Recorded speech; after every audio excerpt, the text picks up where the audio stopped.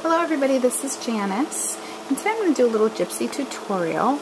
I have a few students at Michael's that are new to using their Gypsy and their Cricut. So I had mentioned doing a tutorial on how to make a shape card on your Cricut or on your Gypsy and how to do welding. And you know, it pretty much is all the same thing for using the craft room. There's a few different things, but it really is very easy to use if you don't have a Gypsy. So let me go ahead and get started here real quickly. I'm going to go to my craft room cartridge. I'm really excited that I was able to put this onto my Gypsy. I don't remember how I did it though, but I know that there really isn't a way to link this yet. They're working on that, to linking your Gypsy with your craft room. So, let's see. I think it's called Cricut Craft Room Basics. And what I want to use is it that one? No. I think it's in the shift. It's that top note. Okay, so I'm going to go ahead and put that on my mat. Now what I want to do is I want to make that into a standard A2 size card. And a standard A2 size card, oops, I just dropped something, is 5.5 by 4 1/4. Just a minute, I dropped my Distress ink and I don't want it to dry out. Sorry about that. Okay, so what we want to do here is to come up to this little link here and unlink the width and the height. And we're going to totally customize that little image there.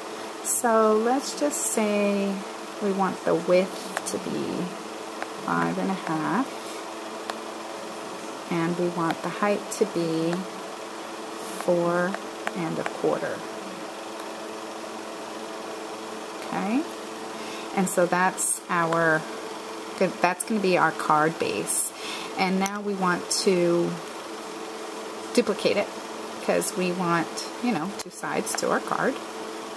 Now what we're going to do is we are going to go to basic.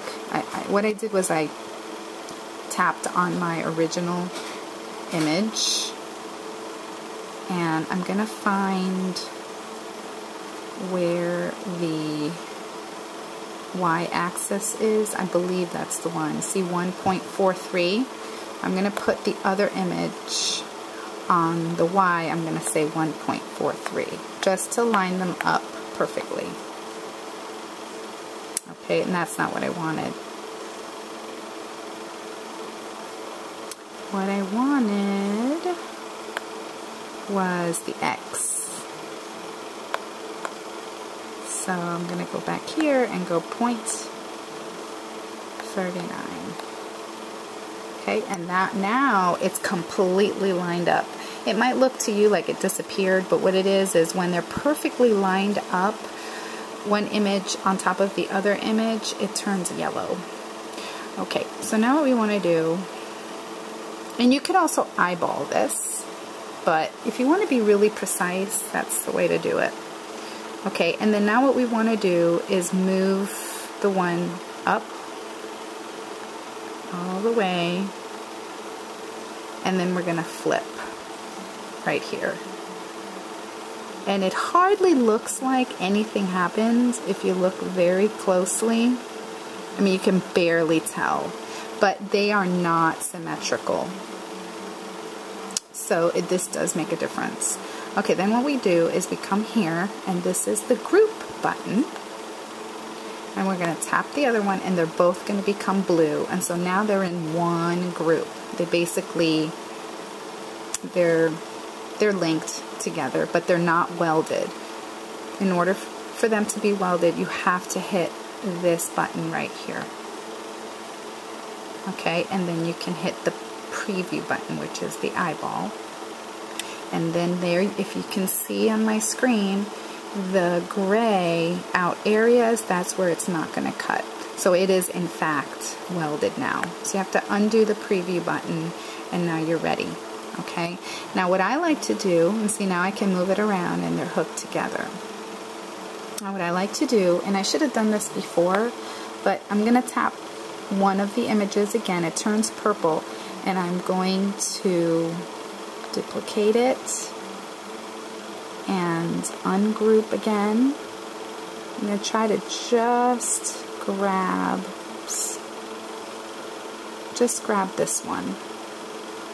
It's a good idea to just get 3 ahead of time before you do this, because sometimes if you try to move them without, you know, after having done that, after they're grouped, it's very difficult to not unlink them, if that makes any sense.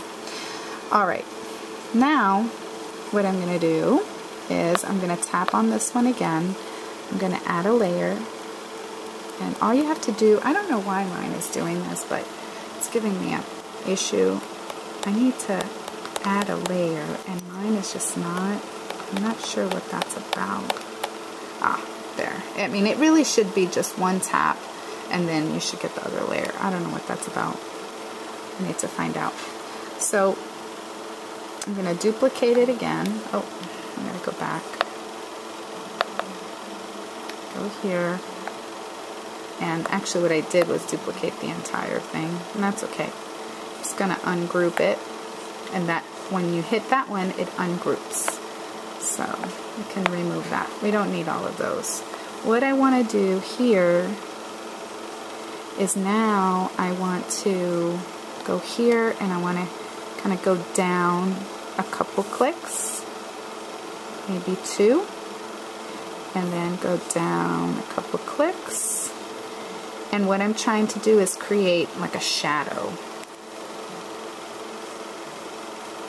And I'm just going to do the same thing again and just go down a couple, maybe 3. And then do the same here. 1, 2, 3. And I think that's good.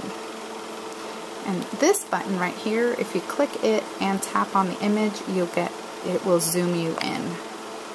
And so see here, you can see that it's right in the center, and that's what I want for my card. Okay, so what I'm going to do is now I'm going to zoom out a little bit and show you the card. This is I did a video of this card a couple days ago. I'm going to show you, in case you haven't seen that video. You can always go back and look at it. Oh, it's behind me. This is the card. Okay, and so there is the welded part. Okay, and this is why I do a third one. I make a third one because this way we can cover that up. Because see, once you fold it, you're going to lose this part of it. And so now you have the exact shape. And you can also run this layer through the embossing folder, any embossing folder that you would like, through your Cuttlebug. And then I showed you the video how I made this cloud background and how I colored the bird, and I added glitter with my two-way glue pen to the leaves. The branch was stamped on with StazOn. And then this one I did a little differently. I colored the bird with my new, the summer distress inks, the pink and the green, and then I added a pearl instead for the eyeball. And I might add, you know what I just thought of doing? Just a little dots for the pupil.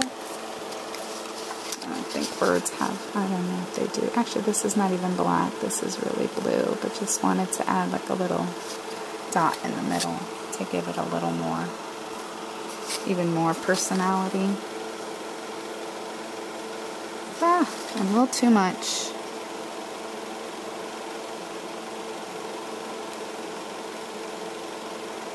There we go. This is just a Bic market pen.